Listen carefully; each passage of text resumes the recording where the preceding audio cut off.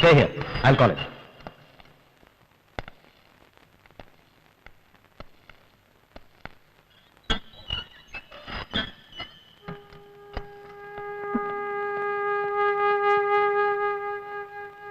Relax, honey. Control yourself. നീ അയാളെ കരയിക്കാനല്ല വന്നത്.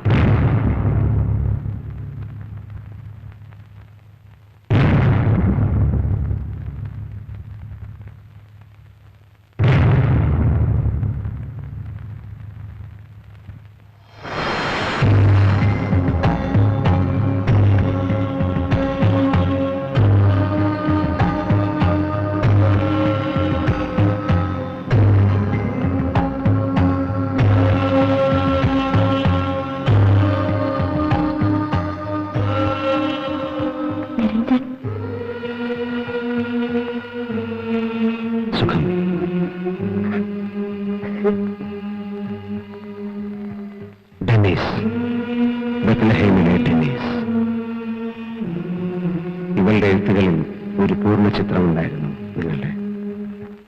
വെറുതെ പകൽക്കിനാവുകൾ കാണുന്ന കൂട്ടത്തിൽ നിങ്ങളുടെ ഫാമും എന്റെ മനസ്സിൽ വരാറുണ്ട്.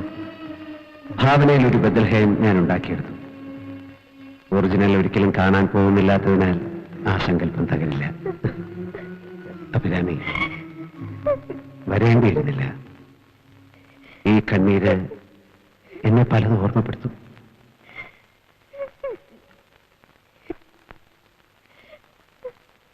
ജീവിതം അവസാനിക്കുകയാണ് എന്നുള്ള സത്യം തൂക്കുമരത്തിലേക്ക് പോകാൻ തയ്യാറെടുക്കുന്ന ഓരോ കുറ്റവാളിയെയും പോലെ എന്റെ മനസ്സും പിടയാറുണ്ട്. എല്ലാം തിരിച്ചു കിട്ടണമെന്ന് ആശിക്കാറുമുണ്ട്. പക്ഷെ ഞാൻ എന്നെ ജയിക്കാൻ ശ്രമിക്കുകയാണ്. തോൽപ്പിക്കല്ലേ എന്നെ. നിരഞ്ജൻ, ഈ ഒരു ദിവസത്തിന് വേണ്ടി ജീവിച്ചവളാണ് ഞാൻ. ഒരിക്കലും നിരഞ്ജനെ കാണാൻ ഇതെന്റെ കഴുത്തിൽ നിരഞ്ജന്റെ കൈകൊണ്ട് കെട്ടിക്കാൻ. ജീവിക്കുന്നെങ്കിൽ അത് നിരഞ്ജന്റെ വിധവയായിട്ട്, മരിക്കുന്നെങ്കിലും അങ്ങനെ. ഇത് വാങ്ങിക്കും നിരഞ്ജൻ.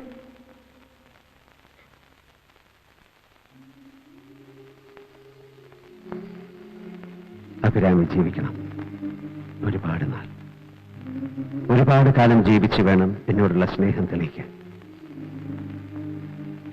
പക്ഷേ നിരഞ്ജൻ എന്ന കുറ്റവാളിയുടെ ജീവിക്കുന്ന സ്മാരകമായിട്ടാകരുത്. നിരഞ്ജൻ ഒരു തെറ്റാണ്. ആ തെറ്റിനെ ഗ്ലോറിഫൈ ചെയ്യാൻ ഒന്നും ഭൂമിയിൽ ബാക്കിയുണ്ടാവരുത്.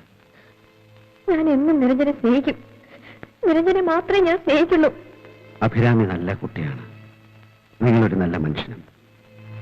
രണ്ടുപേരും എനിക്ക് പറയാനുള്ളത് ശ്രദ്ധയോടെ കേൾക്കണം. പാപമെന്ന വാക്ക് കേട്ടാൽ എനിക്ക് പുച്ഛമായിരുന്നു. ഉടയാളൻ അടിമയെ ഭയപ്പെടുത്തി നിർത്താൻ വേണ്ടി മാത്രം ഉപയോഗിക്കുന്ന പദം. പക്ഷെ ജീവിതം എന്നെ പഠിപ്പിച്ചു ആ വാക്കിന്റെ അർത്ഥവും വ്യാപ്തിയും അതിന്റെ ചോരമണവും. ലക്ഷ്യമാർഗത്തെ സാധൂകരിക്കുന്നു.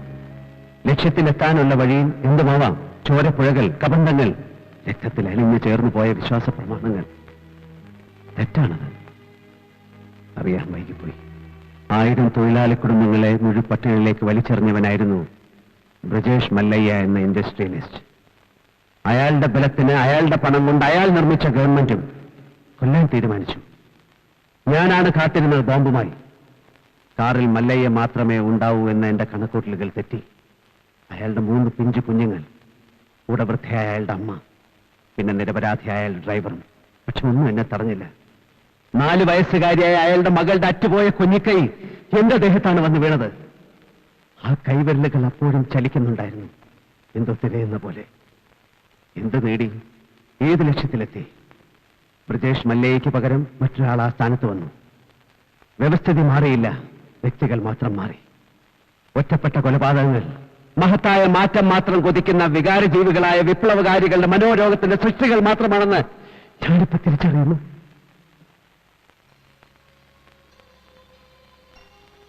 ആത്മാവ് ശരീരമെന്ന ഈ മുഷിഞ്ഞ വസ്ത്രത്തിന്റെ കൂടും വിട്ട് യാത്രയാകുന്ന നാളും കാത്തിരിക്കുന്ന എന്നെ വീണ്ടും ഒരു പാപത്തിലേക്ക് തള്ളിവിടാൻ അഭിരാമി നീ കാരണമാവരുത്. നിന്റെ ജീവിതം എന്നെ സ്നേഹിച്ചിരുന്നു എന്ന ഏക കുറ്റത്തിന് നീ പാഴാക്കി കളയാൻ തീരുമാനിച്ചാൽ അതിനെന്റെ തെറ്റാകും. ഞാൻ ചെയ്യുന്ന മറ്റൊരു പാപം. അരുത് അഭിരാമി, നിന്നെ എനിക്കിഷ്ടമാണ്. എനിക്കൊരു ജീവിതമുണ്ടെങ്കിൽ അത് പങ്കുവെക്കാൻ ഞാൻ നിന്നെ കൂടെ വിളിക്കാമെന്ന് പറഞ്ഞതും സത്യമാണ്. പക്ഷേ ഇനി എനിക്കൊരു ജീവിതമില്ല. ബാക്കിയാവുന്നത് എന്റെ ആത്മാവ് മാത്രമാണ്. പാപബോധവും വ്യർത്ഥസ്വപ്നങ്ങളും പേറി അലയാൻ വേണ്ടി വിധിക്കപ്പെട്ടത് എന്റെ ആത്മാവ്. അതിന് മോക്ഷം കിട്ടാൻ ഡെന്നിസ്, നിങ്ങൾക്ക് അഭിരാമിയിൽ പിറക്കുന്ന മകനെ കൊണ്ട് എനിക്ക് ബലിയിടണം. എന്താ പറഞ്ഞത്? അഭിരാമിയും ഡെന്നിസും നിങ്ങളൊന്നാവണം. ഒരുപാട് വർഷം തമ്മിൽ സ്നേഹിച്ച് ജീവിക്കണം. ഇല്ല, നടക്കില്ല. ഞാൻ ആരെ സ്നേഹിക്കില്ല. എനിക്കതിന് കഴിയില്ല. അഭിരാമി, ഇല്ല നിരഞ്ജൻ, പ്ലീസ്. ആമിയോട് നിങ്ങളത് പറയാം. എനിക്ക് മാത്രമേ അഭിരാമിയോടത് പറയാൻ കഴിയൂ. തൂക്കുമരത്തിലേക്ക് പോകുന്നവനോട് അന്ത്യാഭിലാഷം ചോദിക്കുക എന്നൊരു ചടങ്ങുണ്ട്. ഇവിടെ ഞാനാണ് ഒരു വര യാചിക്കുന്നത്. സാധിച്ചു തരേണ്ടത് നിങ്ങളും. ഡെന്നിസ്, ഈ താലി ഞാൻ സാക്ഷിയായി, എന്നിലൂടെ ഈ പ്രപഞ്ചം മുഴുവൻ സാക്ഷിയായി അഭിരാമിയുടെ കഴുത്തി കിട്ടു. ഇല്ല, ഇല്ല, അരുത് നിരഞ്ജൻ. അത് മാത്രം എന്നോട് ആവശ്യപ്പെടരുത്. ആ താലി എന്റെ കഴുത്തിൽ കെട്ടാൻ നിരഞ്ജന് വയ്യെങ്കിൽ വേണ്ട.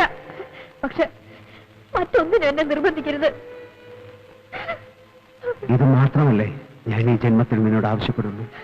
It's getting late. Sir, please. Dennis, മരണത്തിന് മുമ്പ് ജീവിതത്തിൽ ഇത്ര നാളും കണ്ടതിലെ ഏറ്റവും സുന്ദരമായ കാഴ്ച ഞാനൊന്ന് കാണട്ടെ. സുമംഗലിയായ അഭിരാമി തൂക്കുകയറിന് മുന്നിൽ നിൽക്കുമ്പോഴും എനിക്ക് ആ ചിത്രം കാണണം മനസ്സിൽ.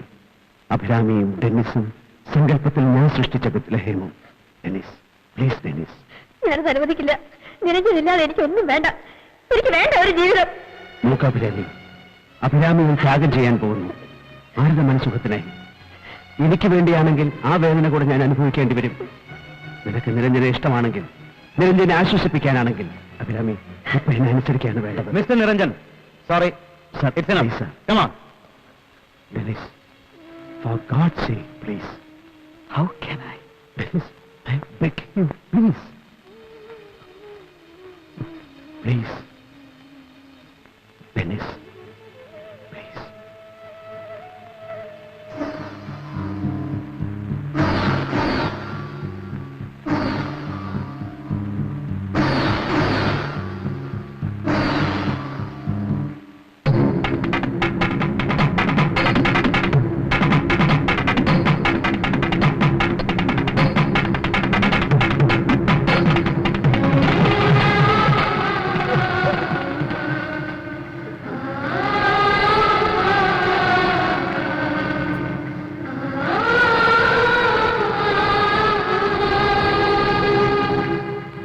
എനിക്ക് നിങ്ങൾക്ക് വേണ്ടി ചെയ്യാൻ കഴിയും നിരഞ്ജൻ.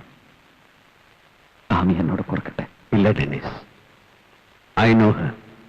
എല്ലാം മറന്ന് അവൾ നിങ്ങളെ മാത്രം സ്നേഹിക്കും. ഈ ഒരു മറയ്ക്കപ്പുറം വന്ന് നിങ്ങളുടെ നെറുകയിൽ കൈവച്ച് അനുഗ്രഹിക്കാൻ എനിക്ക് കഴിയില്ല.